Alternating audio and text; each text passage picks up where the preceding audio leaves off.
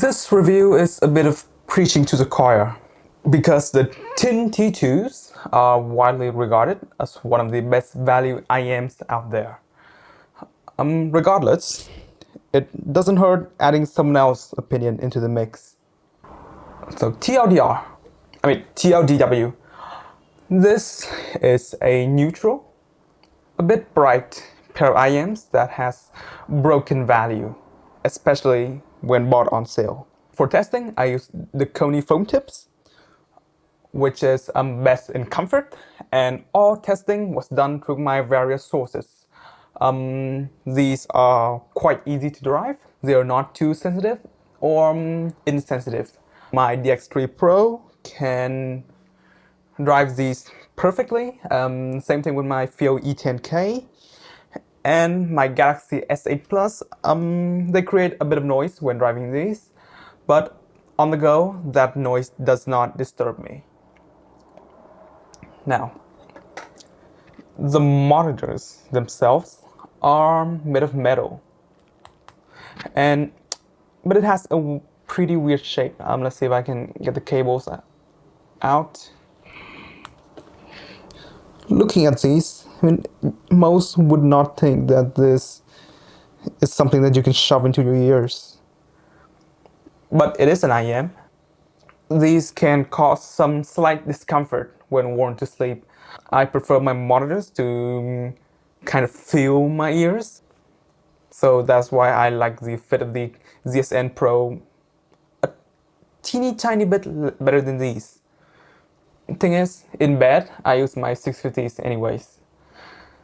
However, the T2s are very compact, and the noise isolation, when properly sealed with foam tips, whether it is the included blue foam or the Koni foam, is quite good.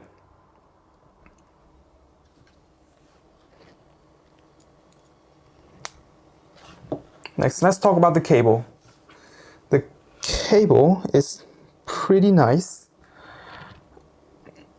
I really like this tying bead over here.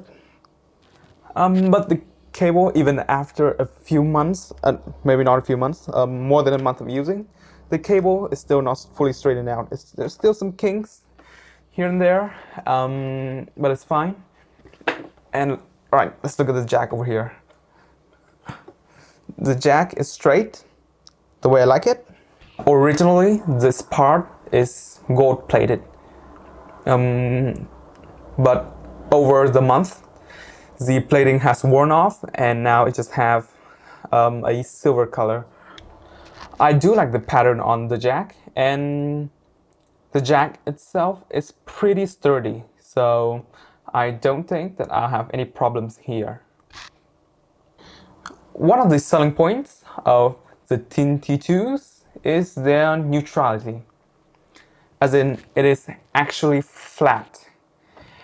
Everything in the song is shown with almost zero deviation from, well, flat, other than the early sub-bass roll-off and a slight treble peak.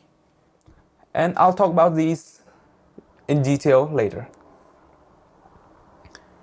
But first, let's talk about the bass. These are noticeably bass light. Mid-bass does exist, but as alluded to earlier, there is almost no sub-bass. I have to add a 6 to 7 decibels bass boost to reach my acceptable levels. And often, I would wonder to myself, where is the bass?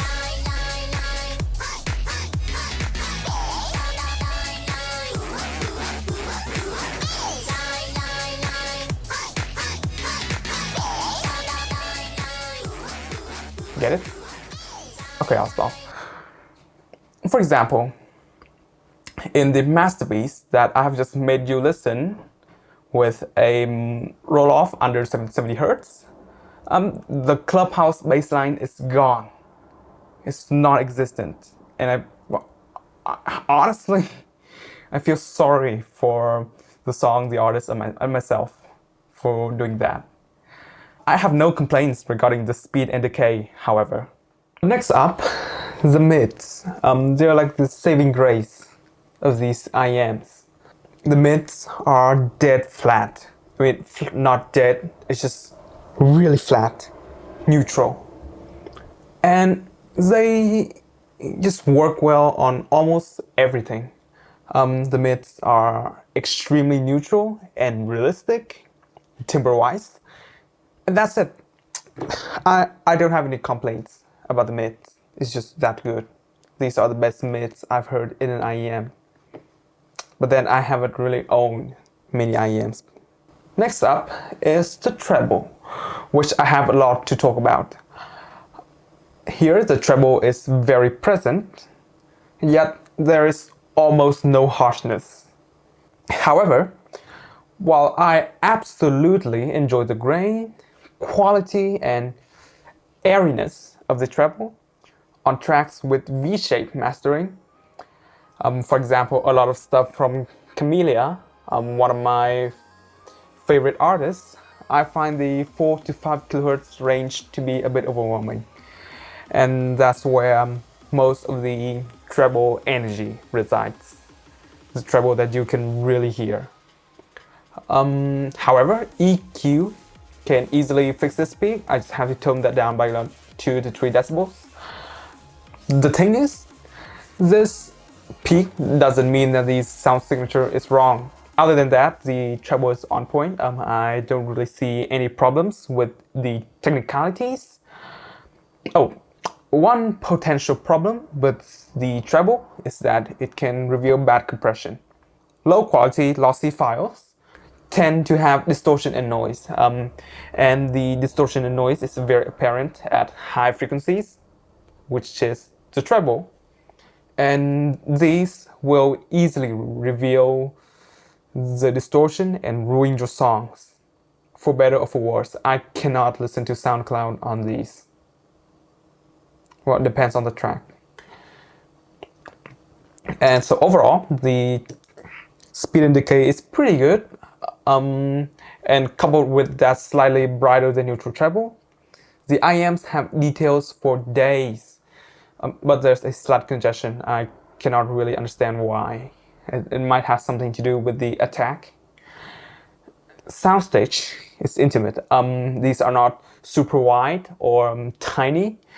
It feels like wearing a motorbike helmet of sound. And imaging is best I've heard in an IEM. Emphasis on in an IEM. When going through my music library on these, I found 2 tracks that works really well with the T2s. Connect by ClariS and Tegami, which means letter in Japanese, by the way, by Sakuzyo. Tegami by Sakuzyo. In Connect, the vocalist's voice has a slight amount of grain to it. And subtle details, like the echoes in the first few seconds, are brought out very well. And in this track, the intimate soundstage works really well. In Letter, having that extra treble energy makes me tremble whenever the violin plays. And honestly, I really do enjoy these IMs. And if you don't believe how much I like these, then hear this. I usually don't EQ headphones unless I really like it and I want to make it my daily driver, which these are. I've made an EQ preset for myself, link it in the description, which contains a hefty bass boost and a slight reduction at 4.5K. Most headphones don't get that treatment because I just don't use them. I just don't use them often enough to justify spending the time finding the problem and then fixing that problem. But I did with these. And now I really do enjoy them. So, in conclusion, the Teen Audio T2s is a fairly comfortable,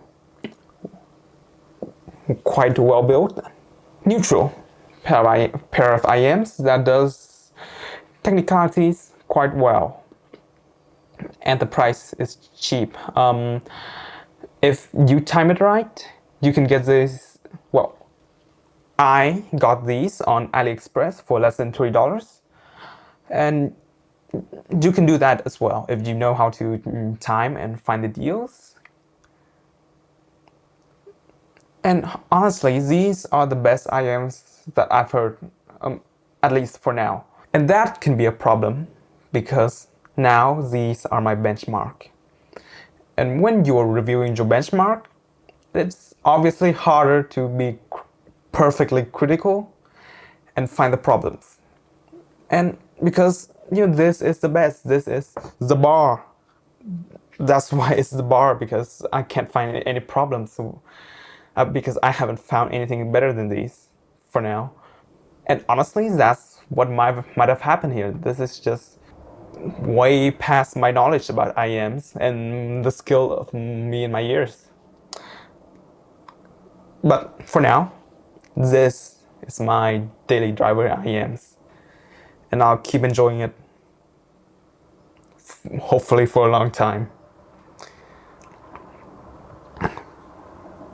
Well, and thanks for watching. I hope you enjoyed seeing me,